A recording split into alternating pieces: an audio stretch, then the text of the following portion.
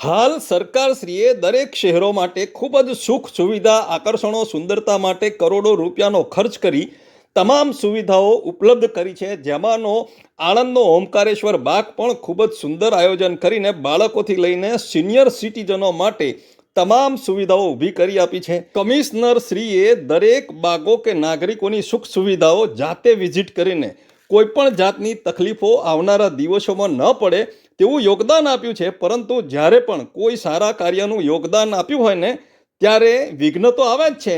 તેમાંનું આ ઓમકારેશ્વર મહાદેવના બગીચામાં બાળકોની રાઈડો તરફ પાછળની બાજુએ સોસાયટીના કોઈ રહીશ રોજે રોજ પોતાનું પાણી આ બાગમાં જબરજસ્તીથી છોડે છે તેવું ચોખ્ખું દેખાઈ રહ્યું છે. સિનિયર સિટીઝનના સૂચનથી અમે જ્યારે આ બાગમાં જોવા ગયા ને ત્યારે મકાન માલિક બહેને અમોને પણ જણાવેલ કે ચાલવા માટે જો ભાઈ આવ્યા ન હોય તો તમે ચાલીને ઘેર જતા રહો, આ વિડીયો ઉતારવાનું બંધ રાખો, તમારું કશું વળશે નહીં.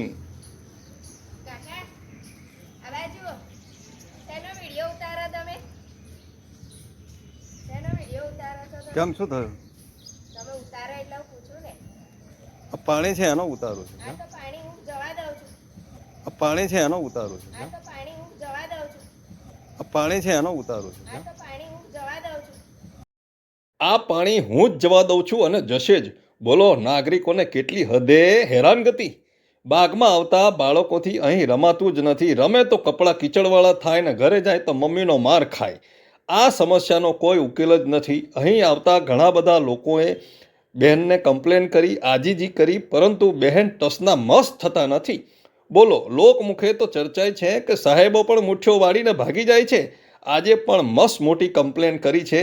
જોવાનું એ રહ્યું કે સરકારી ઓફિસરોમાં કેટલો વટ છે ને કેટલો દમ છે. કમ્પ્લેનના કારણે નાગરિકોની સુવિધા સાચવે છે કે એક મકાન માલિકની જો હુકમી. આપનો હરીશ બ્રહ્મભટ્ટ. વંદે માતરમ. ભારત માતા કી જય.